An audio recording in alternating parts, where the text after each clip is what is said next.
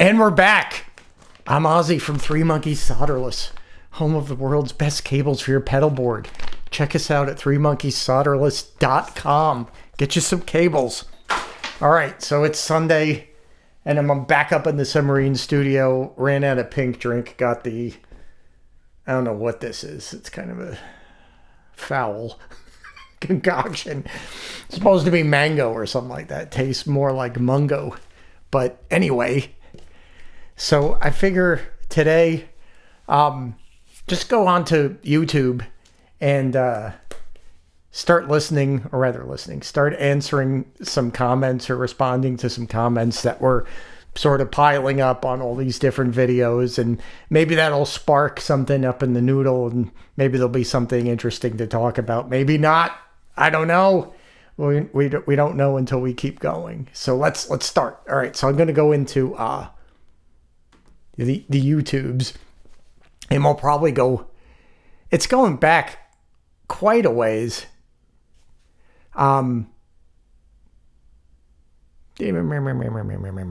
right, we'll start here. It looks like 2 weeks ago. All right, so we've got Bobby Arthur. He's commenting about a video that I did, which is called Hear About It Later Again, or Happy Little Eventides, which was kind of like talking about using the Eventide harmonizers, the old ones, for the delays, the delay out, building choruses and flanges with all that stuff, which was cool. Bobby has to say a good point here. Interest in what Pete Thorne has to add to this as well. That one killer UK guy, I forget his name. I think you're talking about Martin Smith. I think the three of you should have been called by Satch to be on the board of directors. Now the rack, those blue stripes, are they reissues as well as the Pultec, etc.? All right. Yeah, there's a lot there. So, yeah, I'd be interested to see what Pete has to say about the Eventides and all of that. For sure. Martin Smith, I think too. He has a marshmallow. So I think that may be who you're talking about. I'm not entirely sure. And the three of us should be called by Satch. Well, Satch is I got no business telling Satch anything, right? That's Satriani. I mean, come on.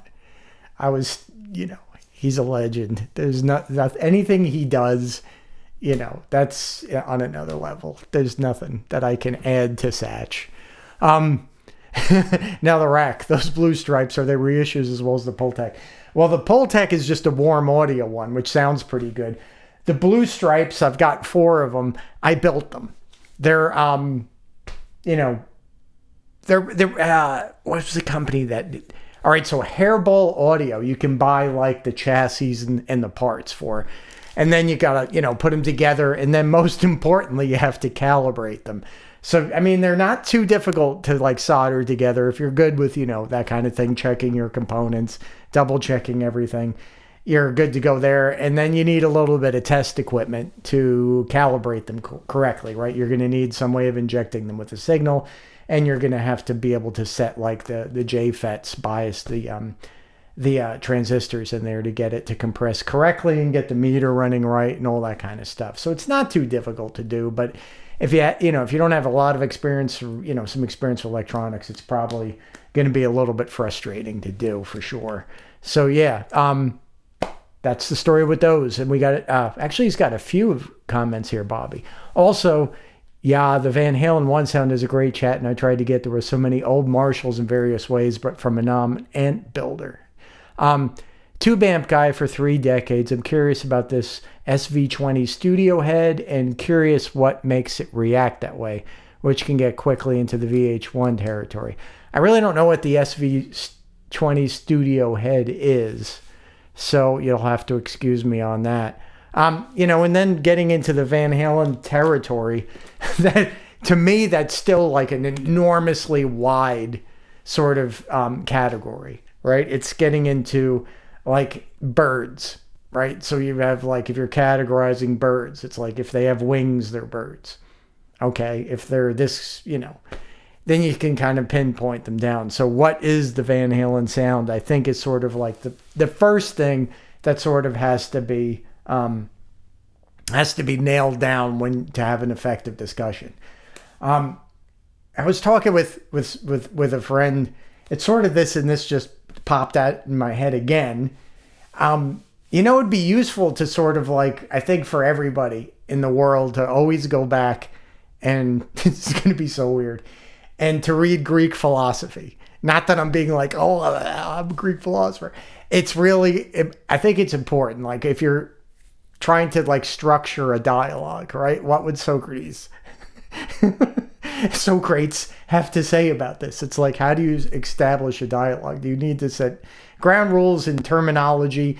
You need to know what the connotation and denotation of all the different words are that you're going to be discussing, and how the other person is interpreting those words in order to have an effective discussion. So like Van Halen 1 territory for me may mean something entirely different for somebody else, and then how deep they're into it. So I think there's a lot of focus on different aspects of the sound, and there's a tendency to get fixated on one of those aspects to the exclusion of all the other aspects. And if you can complete that task, then you're kind of like satisfied, whereas someone else might say, I'm not hearing what I want to hear, which is different from what you want to hear. And I think that happens in almost everything that you do, is that there's something becomes the focus of your decision making. And if you can sort of satisfy that one sort of thing, then you consider it to be a success, where there may be, 5 or 10 or an unlimited amount of other things that, haven't been addressed. So, with the Van Halen 1 territory thing, maybe for me, it's the studio sound. Obviously, it's not really the live sound. Those live boots, to me, they all sound very close, but none of them sound like the studio does. So I think a lot of that has to do with obviously Don, and Don Landy, and how he recorded things, and what you can do in a studio versus what you do in, a live setting. Granted, you can use similar recording techniques, but, so I'd have to look at the the SV20 and see what it does. To me, it's about getting like, really kind of like splatty, kind of really, amp about to blow up, not sounding very good kind of sound, and then polishing it with the studio sort of like effects or studio techniques to create, a more pleasing sound to your ear. So that's sort of where I'm at in that way. The old Marshalls, like, if you go to like, even like the 70s, like a 71, 72 Marshall, they get close, but they don't go that far. I think we've talked about a little bit about how you can get there. And it really is, to me, the way that you make an old Marshall really go into, a different kind of distortion characteristic is the way that you load the head and then bias it related to that load. And the way you load the head, I'm speaking of specifically, what is the impedance? And then you're going to have a reflected impedance across the output transformer to the power tubes. And that can determine how those tubes operate. And you can kind of control how those tubes are operating from the other side of the output transformer. So that was really, my idea for the Marshmallow, how to get it to really kind of, go into some over-the-top distortion sounds by creating a different operating characteristic or operating window for the EL34s by, varying or, getting a specific load on them. So that's sort of where I'm at with that stuff. Let's see. We have a DD King, really great video. Oh, thanks. Appreciate that. Hey, it's them Fuzzy Monsters. What's up, Fuzzy? As a 50-year-old, I haven't been able to hear 12K for some time. What's really weird is how you can read so far ahead of where your mouth is. That is just so strange. It's like I'm at reading to you as a 50-year-old and I've already read hear 12K for some time. So if there's a sound at 15 to 20K at minus 85, it is of no consequence to me and the rest of the age group that dominantly likes Van Halen. There's more here. Let's see, expand the cover. That said, I've observed these kinds of drops on some low-pass filter plugins, especially if compression is applied afterwards. I always assumed it was extended residual harmonics. All of those are definitely possible. I don't think anybody's going to be able to hear anything at 85 dB down. I think if you drop a explosion, a stick of dynamite down 85, you may not hear it. So I get that. But yeah, well, I think we'll go into more of that. But I think there's definitely material and information that is above where, the Celestion speaker is efficient at replicating. Okay. Thanks. Good to see you, Fuzzy. Chris G. I was a huge fan of your videos. Can't express enough the value they bring to the table. Are you taking any orders for the load box by any chance? Well, appreciate the kind words. Appreciate you watching and all that good stuff. I hope they give you something. I'm making no guarantees. Are you taking any orders for the load box by any chance? I'm not. Well, the parts are, kind of getting hard to find.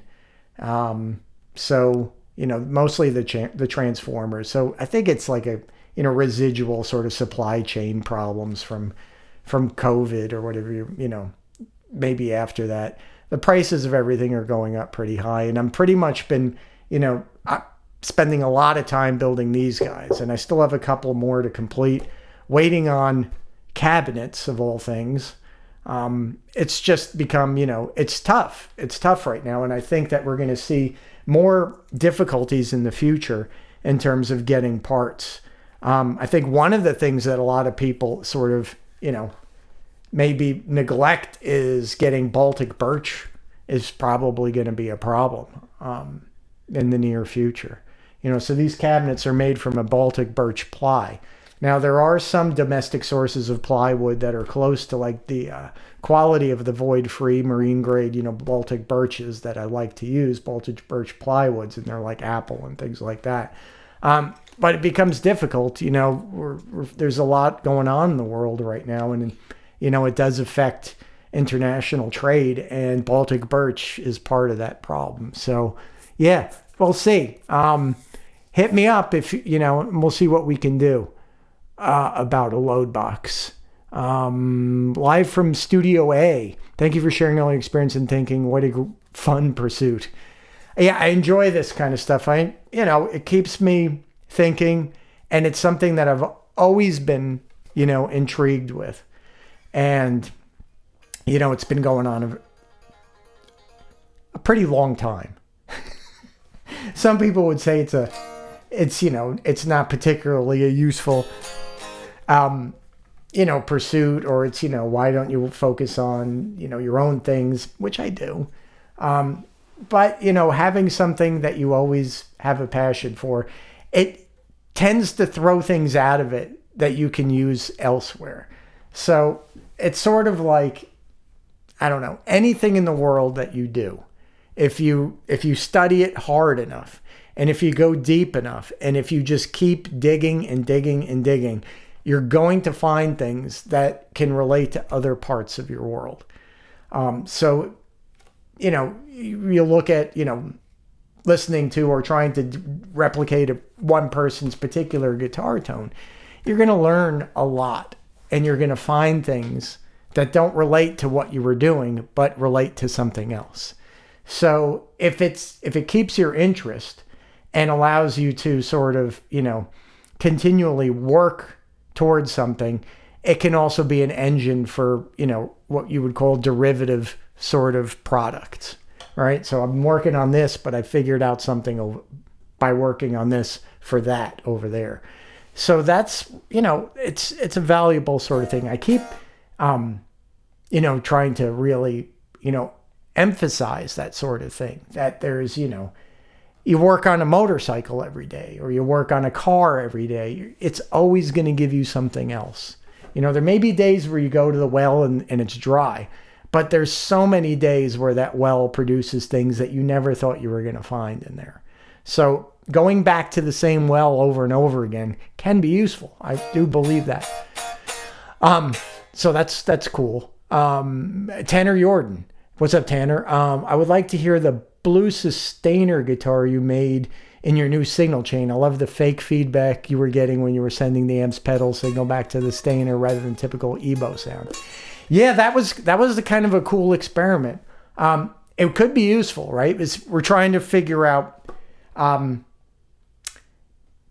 you can get some of that feedback loop going when you're in a closed loop. All right, the way I'm recording is a closed loop. There's no feedback back to the guitar. It's just, guitar into the marshmallow, into a speaker sim, right? And into the whatever you call that, the interface, and then into, the recording software that I'm listening to. So it doesn't have that continuous sort of, replicating circle of goodness. So the idea was the sustainer guitar was sort of giving some of the, you know what? The sustainer guitar is around. So, you know what? I'm just going to run out real quick. I'm going to grab it. Hang on. There's going to be a slight delay.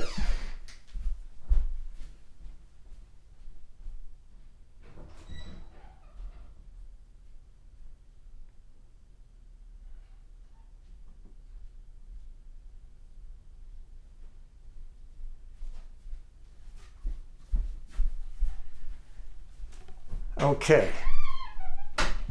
Squeaky door in the submarine.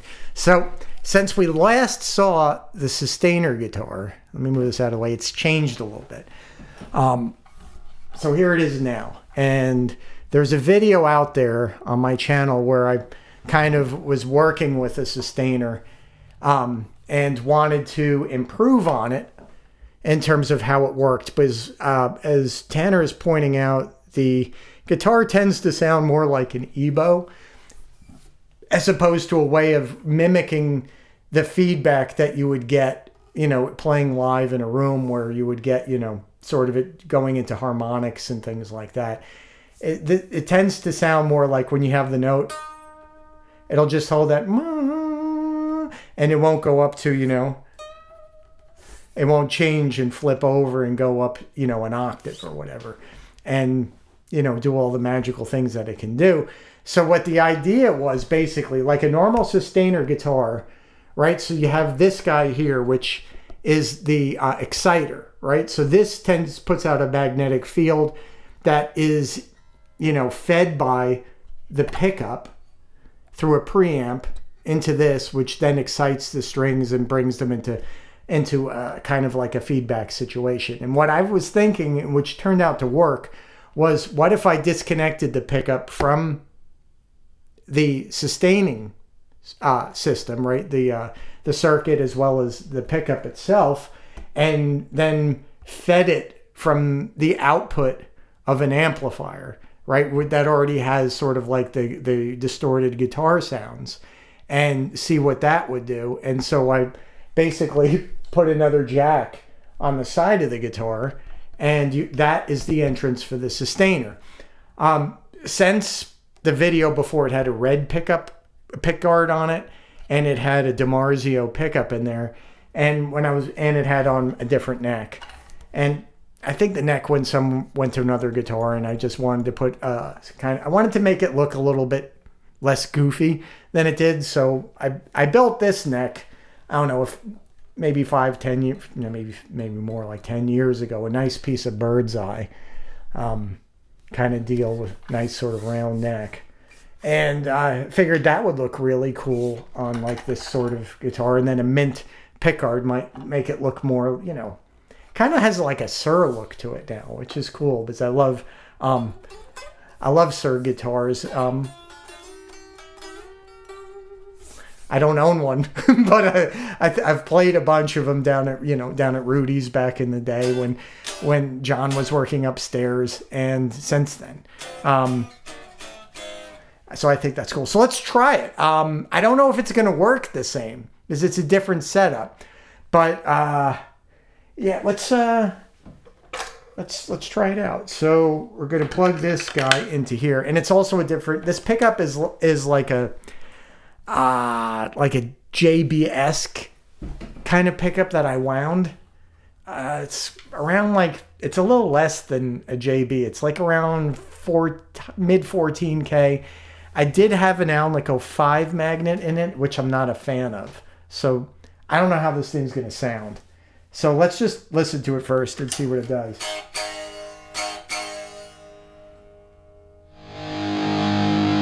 I'm just turning up.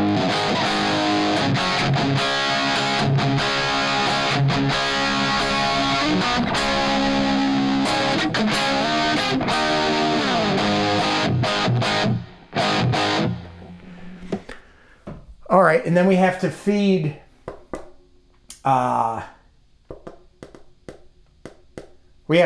this. What if we fed it from, we're just trying this. I have no idea what's going to happen. What if we were to feed it from the aux stomp? Let's see. So I'm going to disconnect one right out of the stomp and plug it in. Well, you know, one thing that happens, we got a ground loop. That may not be good. All right, so let's see. It's off right now. So let's see.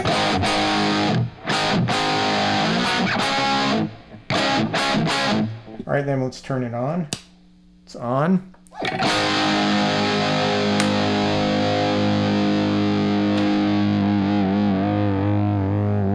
It's not being driven hard enough.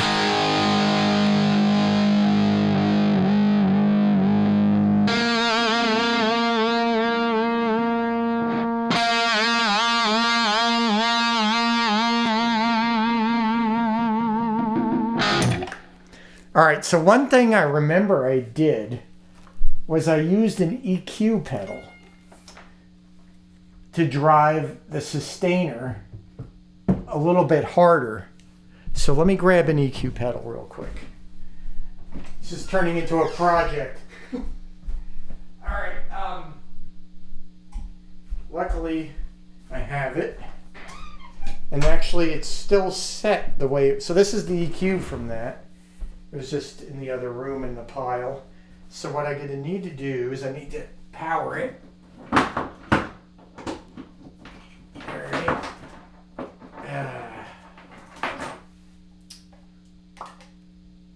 Okay. There's the EQ. And let's see how we do this now. So we're going to need a cord. All right. We've got plenty of that.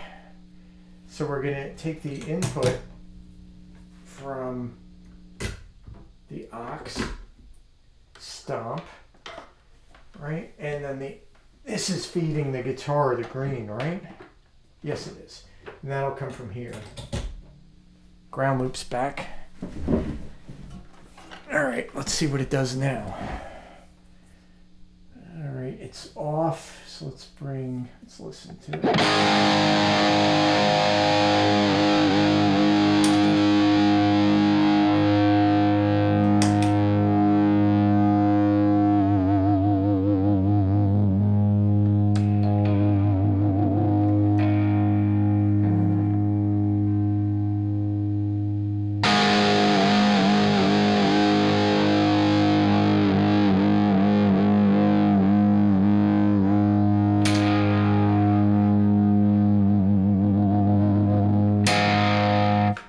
I'm getting the feeling that this is not getting any signal. Let's go here. Once again, let's turn this off.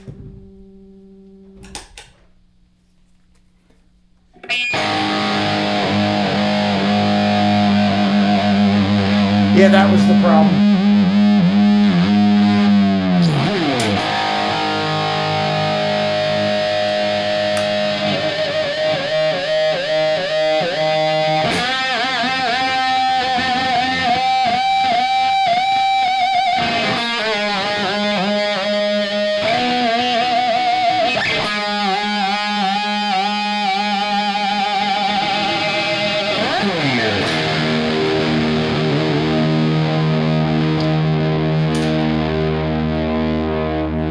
Off right now, so maybe that's like useful to just do it both ways.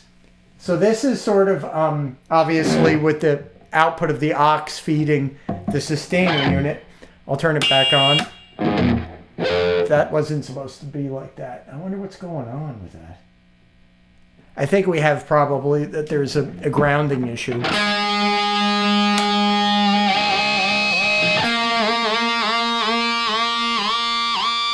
See how it goes into...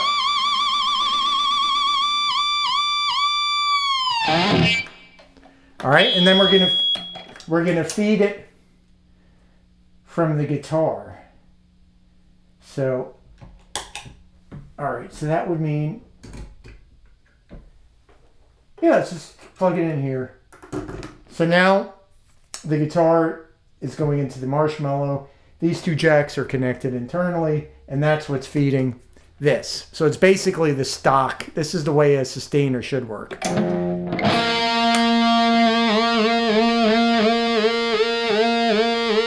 It doesn't sound bad.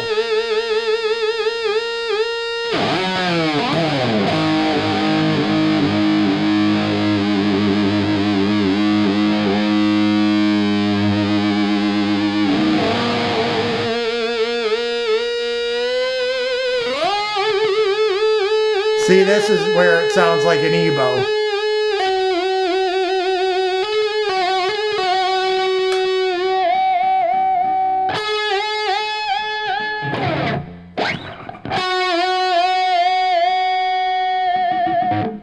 That sounds a little better that way. It's not getting enough signal, so what if we were to pump up the drive of the unit a little bit harder?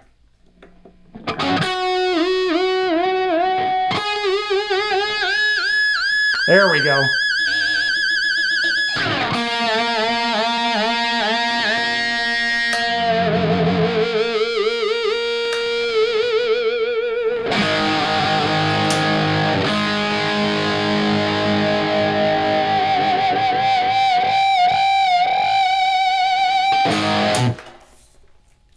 All right, I think that's enough of that. All right, so we'll switch this thing out. We'll just turn this all down. All right, I'm going to put away the...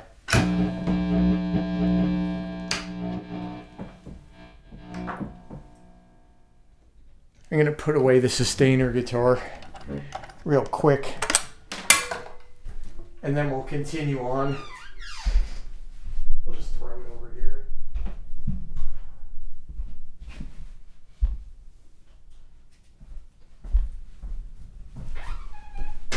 All right, so there you have that. Okay. All right, let's move on then. Let's see. Joe Joseph comments on the video, what has worked for me so far? You're absolutely correct on the pickup. Overwound PAF with Alnico magnet. I have a custom overwound PAF with Alnico 8. Also, I wired directly to a push-pull volume potentiometer for series parallel in parallel mode. Sounds great, being cleaner, clearer, and pinch harmonics easier to get. Interesting. So, yeah, I mean, like the title of that video, I think is my feeling about almost anything, is what's worked for me thus far. So everybody's a little different, and everybody plays and picks in different places and mutes differently, and they have different equipment. So again, the permutations that add up to, you know, what you're looking for are varied, and they're many. So I think, you know, there's really no right answer to anything. It's sort of what works for you. Now, granted, if you're starting off from a place where you have, you know, nothing working, then you can, you know, use something as a starting point and then sort of modify things to fit the way that you work and how you hear and things like that. So for you know, for Joe, obviously the correct or rather not correct, but the similarity is that we like overwound PAFs for this with Alnico magnets. I prefer the two with this guitar or with this pickup. But again, I mean, I've ordered, you know, let's say Seymour Duncan Antiquity humbuckers, and they sound entirely different from one set to the next, putting them in the exact same guitar the same day, like back to back. One sounds kind of woody, the next one's a little bit more articulate, this one's a little bit woollier. It's just the way it is. You know, to get two things to be exactly the same is impossible. It's so difficult. They'll all be apples, but, you know, some are sweeter than others. Some have a little bit bigger. Some have a little more juice, but they're all apples. So that's sort of where we're at. Okay. Ron Morey on What's Worked for Me. Absolutely great analysis. Very interesting stuff. Thank you again. Well, you're welcome. We've got Tim commented blades. Yeah, I think that's related to an analogy that we were talking about once, which was like using the stomp as a substitute for, you know, for a microphone, right? And it's sort of like, you know, in the golf world, I always made the analogy that would be like someone saying, you're not using blades, you're using cavity backs. And it's like, well, let me hit with some blades. I can do it. I can prove to you I could do it, but I don't need to if I can do the same with these. And they're just a little bit easier on me. One is more like, it seems like one's more about like ego maybe. Although, you know, I think there are obviously player preferences when it comes to their sticks, right? Some people, they can't look at cavity backs or they like to work the ball a lot. I think you could do it with anything, but sure. So yeah, blades, definitely. Jamie, what's up, Jamie? Ready for a marshmallow? Well, you're definitely going to get one. It's just in the line, right? Scott Slieri, what's up? Down the rabbit hole. Rooms have their own frequencies. You have now entered the rabbit warren, my friend. Yeah, so, I mean, I should do that experiment once with a isolation box, right? I have an isolation box in the other room that's, you know, stuffed with rock wool, has a speaker in it and a microphone. It seals off so you can record and not disturb your neighbors. And it's entirely stuffed with rock wool. And it's very close mic'd. If you open the lid on it, you get a different sound than if you close the lid on it. There's resonances that are in every single room that are impossible to get rid of. This microphone is being affected by the room. Even if you're close to it, the room affects the frequencies that it picks up. Cancellation, all sorts of things like that. So the room sounds are very important. I think that's what makes, you know, certain recordings sound, you know, a little bit different in the low sort of like mid-range.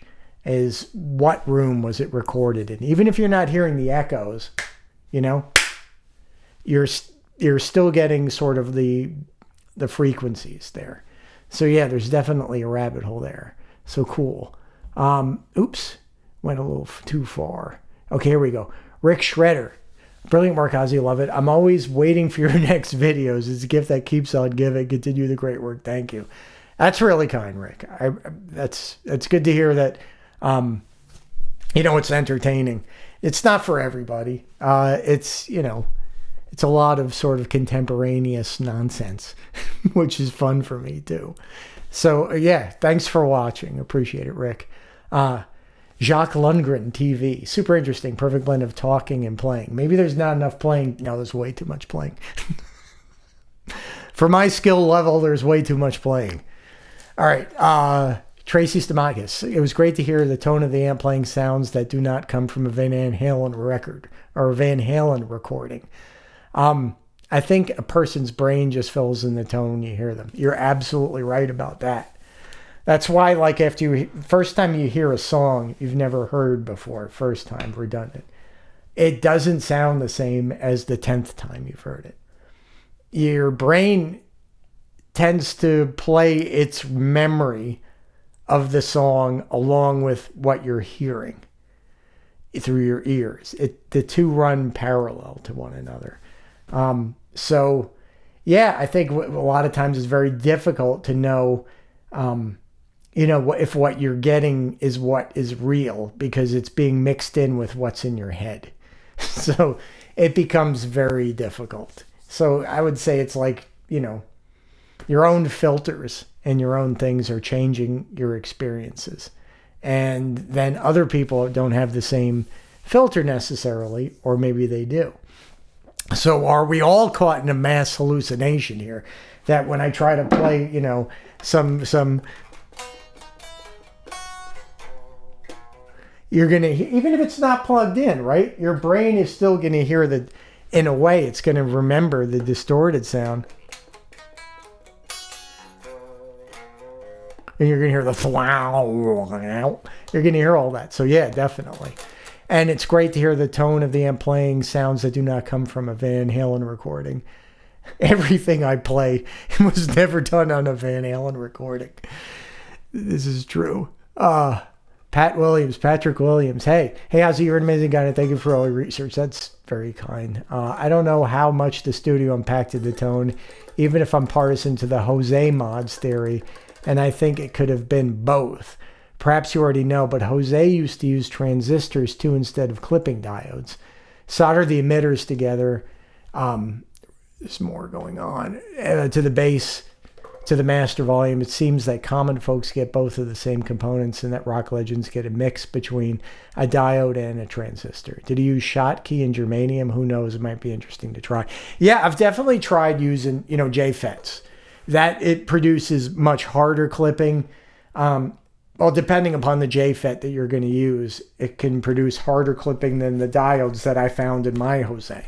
Right? My Jose was Zener's, right? And then they have a forward voltage drop, which would sort of, dictate where the cutoff point is going to be, right? Where the start of clipping is going to sort of happen. So, different types of transistors will have different points. Different diodes will have different points. Then you're getting into asymmetric and symmetric clipping, like is one side more than the other. Germanium also has different properties, and it can drift as well as, conditions that it's in change. So yeah, I think it's definitely, there was an amp I built, I don't know, a number of years ago. And it had a switch on the back, a 3-way, which went through some different combinations of diodes that I like. And I've used all of the above. I like the, the 914s. I like, the transistors. I like them all. So, we could maybe do something like that. Just figure it out. You can get transistors, too, to clip in a way that is sort of obnoxious. So there is a possibility of, creating that kind of splat sound with a transistor. There is that possibility. That could be explored as well. So those are some good ideas, Patrick, for sure. The Jose thing, I guess it depends upon what is the Jose thing. But if it's the master volume, I think that had its place in Van Halen. And I don't know. I go back and forth about when it started. Sometimes I thought it was around Fair Warning. But I tend to think it may have been more for live amplifiers. I think that maybe the Jose's were the ones that he was using, live. That may be the case. But I don't know. All this stuff is just entirely, entirely speculative. But I always go off the assumption that nothing is outside the realm of possibility. So it's worth, sort of looking at everything and seeing what works. And maybe you get close and you find out you weren't even using the same stuff, But until Don says something, I don't think we're going to know. And even then, we may not know. Simon Hosford, another great video, Ossie. Thanks for distilling all that down. That was, I guess, for the What Is Work For Me video. I haven't tried adding in the DI amp sound to the speaker simulated sound just yet, but I might get to do that today. Do you find there are any phase issues given that the aux would have some digital latency? Okay, yeah. So let me plug back in to the amp. And where are we with all of this? Yeah, just got to turn it on. So now with the aux, the aux does have a DI setting in it. So for instance, if you were to go and take a direct out from the back of the amp and sort of bypass the stomp and go into the interface or a console or something, potentially, yeah, you're going to have some phasing issues, and that's due to the latency. Yes. Now, latency, for those that may not know, I'll just talk about that a little bit. That is the time it takes for the signal to travel through that particular piece of equipment, come out the other side. Now, digital equipment, the more complicated it gets, it tends to have a delay to it. So when you hit a note, it may take like 3 or 4 milliseconds to pass through all of that circuitry and for the ADA converters to do it all. And then, as a matter of fact, it will meet up with the other signal slightly behind it. All right, so when you have one signal that's late to a previous signal, the two are going to create a phase effect. They're going to cancel out different frequencies. It's going to add like a comb filter to it. Now, that could be a useful thing as well. I mean, when you're combining signals that are sort of out of phase with one another, it can be creatively constructive. It could be useful. It could be part of what we're hearing, absolutely, or it could be a disaster. But when it's coming to these, the DI is sort of it's in there. So let me turn up, see what we got here. All right, so this is the greenback, right?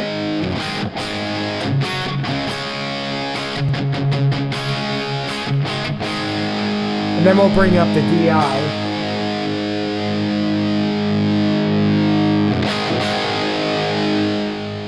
Oh wait, that's not it. Wrong setting.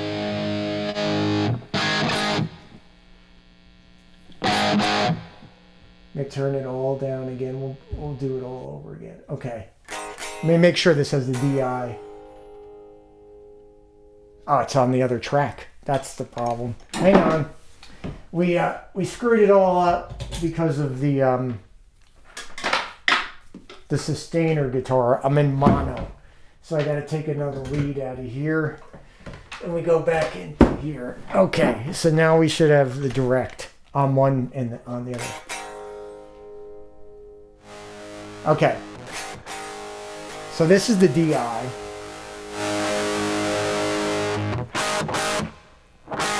And being that it's going through the same system, there's no latency, but bring up the greenback now.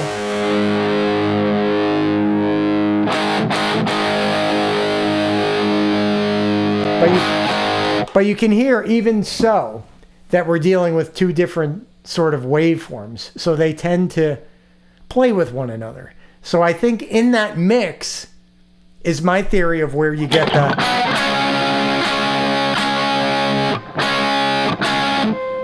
So we'll crank that one all the way up. Right? Listen to this.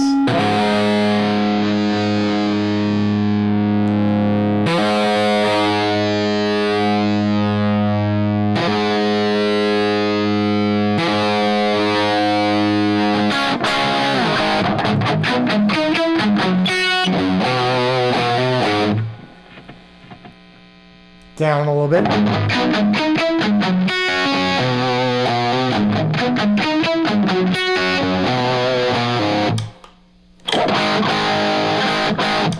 So you could get, so many more sounds by sort of combining those two sort of different signals together. And I think that's where, not necessarily exactly this, but that concept is where a lot of great sounds live, for sure, and a lot of what happens in studios. So that's a really good question, Simon. Craig Cornell, what's up, Craig? Hope you're doing good with the marshmallows. Thanks for always sharing. I'm always happy to share what I can, for sure. So that's sort of like what I think I was supposed to get you some settings, Craig. So I keep changing my mind about them, but basically what I'd like to use is I use one side has the DI, the other side has just the greenback punch speaker emulation. And then I just blend them too until I like what I'm hearing that day. I turn the room all the way down. And I always use the dynamic 57 on the greenback. So that's, sort of what that is right now to give us the sound that I've got right now. All right, so we got Tanner's got another comment. Ed is on record for saying, let me turn this down a little bit. So, there, that's better. Ed is on record for saying he used the white SG Junior he acquired on the first tour to record the slide parts from Dirty Movies. Yeah, this is the one he cut the horn off. I remember that story. People have theorized that it may have made some other parts tracks of Fair Warning without trem, of course, but there are zero ways to prove it without testimony. It sounds exceptional on Unchained. Well, thanks, Tanner. Yeah, I mean, all this stuff, there's, proving anything at this point is not going to happen. I mean, even like the artists that I have worked with and quizzing them about, what they did on a particular album that was in the 70s or even in the 80s. And you'll be like, sometimes you get, I don't remember what guitar that was. Sometimes you get an answer. And then, the next time you see him, it could be, a year later, you're talking about it and the recollection has changed a little bit. So it'd be like, oh, I used the gold top on that, or I used a Marshall on this.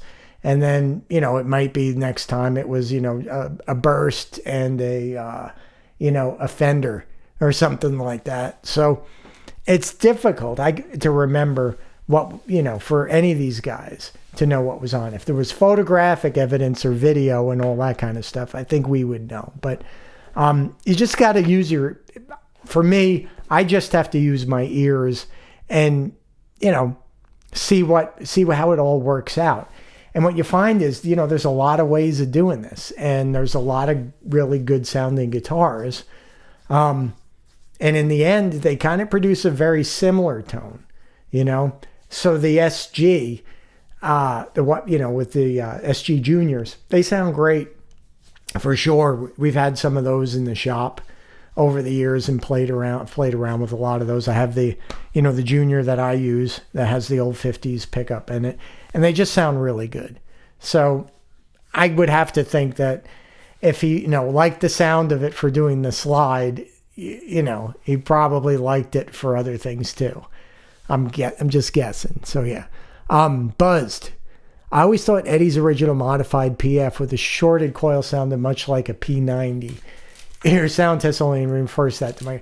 Well, there is some similarities, right? Because with the shorted coil, you might have only one coil working. So you're going to have, a more single coily sound.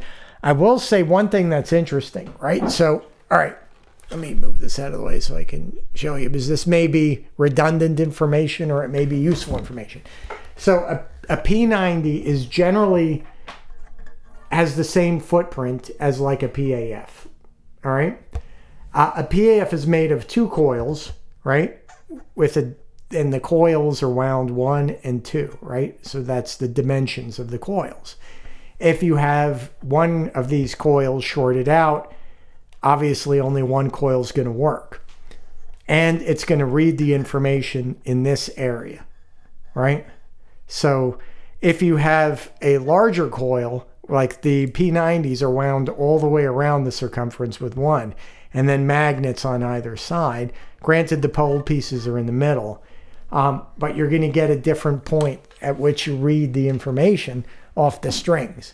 So there is some definite similarities there, and then there'll be some differences. But I think the P90s, one of their strengths is they tend to get their information from a broader area, and they kind of sound, as a result, more information, more complexity. So that's sort of my thinking. And with a humbucker, you get a broader information, but they're sort of out of phase with one another, or in phase with one another. Humbucking, so to speak, out of phase and in phase at different frequencies. So they're going to sound different. They're going to sound a little duller. So that's a good question there, Buzz. Thanks for that. Scott again, Sligari. Electroharmonics Pitchfork simulates the tremolo picking effect at the end of Ed's live solo. Yeah, that definitely does. I mean, anything that'll do like an octave up will do what was going on in the live with the net. And if you don't want to invest in like Eventide equipment, I used to use when the whammy pedal came out, I used that a lot for getting those kinds of sounds, and it worked really well. There's a few things that I used to use for pitch changing. The blue box used to work pretty good, but the whammy was pretty good, as you know. So there's, you don't need necessarily the Eventide to get, those sort of sounds. Obviously I'm trying to get, the original equipment and mess around with that to see what happens, but you don't need to do that necessarily. Joe Joseph again. Hey, and on the Eventide H910 had a distinct feature or defect where you could set the pitch shifter on 1910 to 99, and it could fluctuate back and forth from 99 to 100. Then you could set a second 910 to fluctuate back and forth 100 to 101. This was key to the sound. It's a motorcycle. Wow. To fluctuate back and forth. This was key in its sound, and when the company fixed this defect of drifting off frequency, newer models such as the 959, never could they recreate that magic sound. Yeah, there was also the glitch, sort of when they were, the clocks. All right, so this may be getting too technical, but Eventides, I think they were originally known as Clockworks, right? The Eventide Clockworks. And the Eventide is all about the clock, which is what sort of like controls oscillators, right? It's sort of like a regenerative circuit that times other things by its speed. And in logic, there was a glitch in the clock, basically, is what I'm getting at. And it created an unstable, or a point at which it sort of had this little like hiccup in the clock, which you could hear in the algorithm. So on the 949s, they have an algorithm select button, like right here. Is that? Yeah, you can see it. Algorithm 1 or 2. Off the top of my head, I can't remember which is which, but one has the glitch and one doesn't. The 949 can hold a little bit better where you set it at, that it doesn't drift. I don't think as much as the 910 did for my memory, but yeah, it definitely drifted a little bit. Now, the interesting thing too is I was looking at a picture of Ed's rack from some point or another early on, and he didn't have two 949s in it. He had a 949 and a 910. So I'm guessing at some point he must have had two 910s, or he just had one 910 and then later added a 949, or the 910 crapped out. But the feedback thing on the 910 is sort of really what I want to play with. So I can't wait to get that working again and get it back in there. So very cool. Yeah, the 949s do not have the same sort of like thing as the 910s do. That's for sure. Warrior of Genghis Khan. What's up, Warrior? Don't know if you listen to Van Halen. I'm the one alternate David Lee with vocals on Dope Guitar Tracks YouTube channel this week. If you haven't listened to it, it's the guitar take that's on the album. Yep, but the guitar is bone dry with no reverb, and it sounds just like one mic. Sound is so different, it's warmer and has less gain. Aggression might be the best audio we have the actual amp sound like before. Well, I have all those tracks. I got them. Oh my God. I think I got all those tracks in maybe November. So yeah, definitely heard that one. I think all of those tracks, if Ted got to, I don't think that any of them, except for the overhead that I heard, really are completely untouched. So I have actually, it's not on this computer, so we can load that up next time and listen to it and see sort of what that sounds like. But great comment, Warrior. I appreciate that very much. All right, Centaurus, relax. Up with this baloney he will not put. That's mixing movies. It's Weird Science and Star Trek or Star Wars.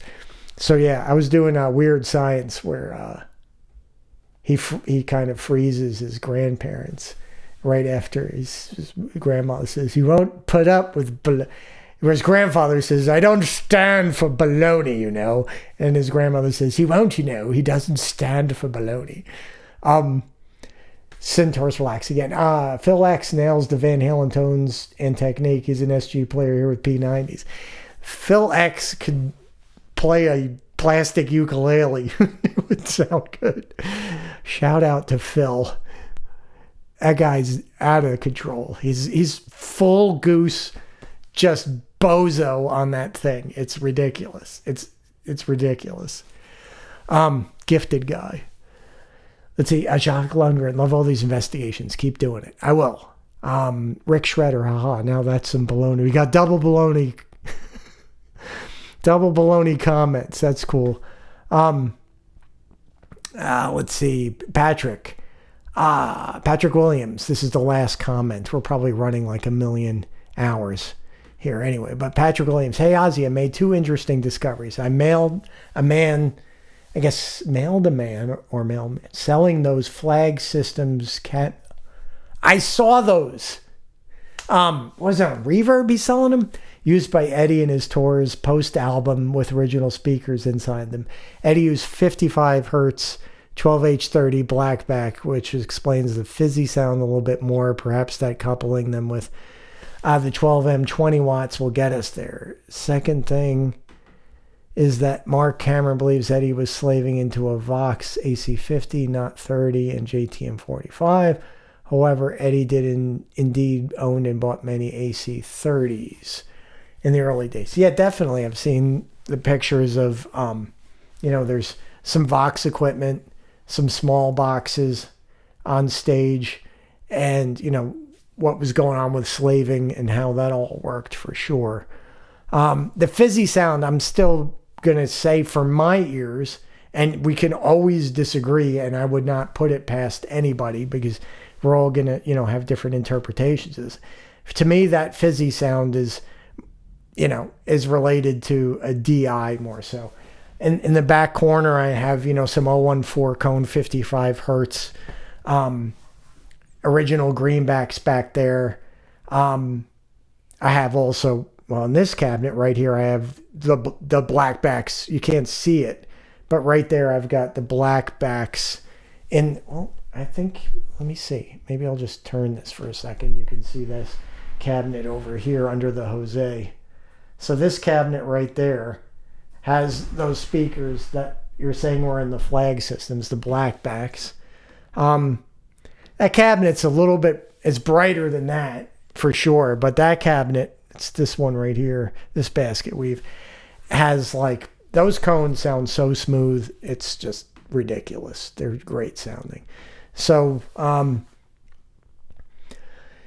coupling them, I've done that for sure, but with new stuff, right? That's a good sort of combination. The shop cabinet at Three Monkeys, the orange cabinet, was an X pattern of H's and M's. And I always sort of like that for just, a good Celestion cabinet. But for me, it's definitely the DI that's sort of up in that range. I mean, we can, like the range that, again, that I'm sort of getting at is, I mean, you could almost argue that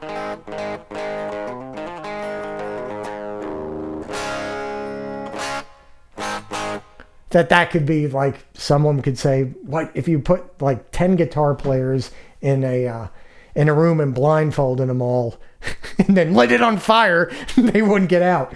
No, if you could you get a couple of them to believe that this is a JBL with a mic like right on the aluminum?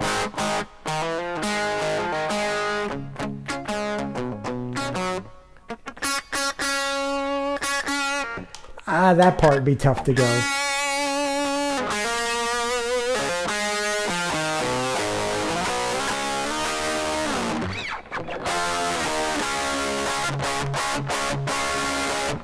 But when combined again with a greenback, I just really...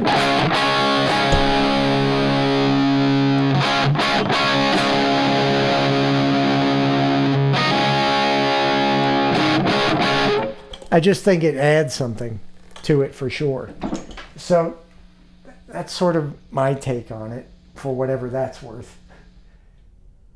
Yeah. So that's the end of the comments. So it looks like we're done. So I think we'll do obviously more and keep trying to get closer with the equipment.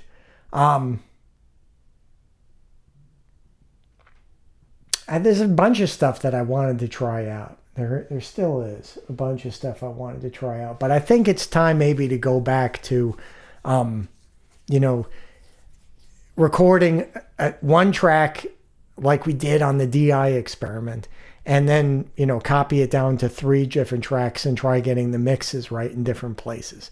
So maybe that's the next thing to do, is to work from that place. So I'm really happy with the amp. I'm happy with like sort of like the speaker setup.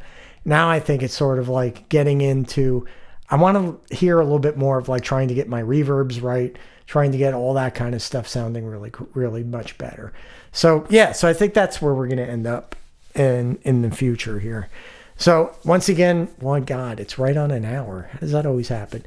Thanks for watching, and we'll see you next time.